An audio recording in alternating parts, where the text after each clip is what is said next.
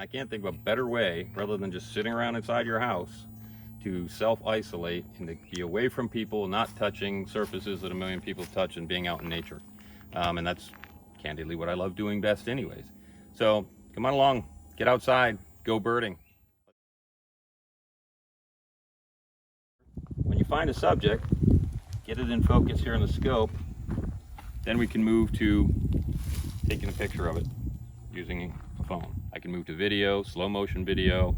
The phones offer a lot of different options for digiscoping, or as I like to call it, Kowa scoping in this case, on a Kowa scope.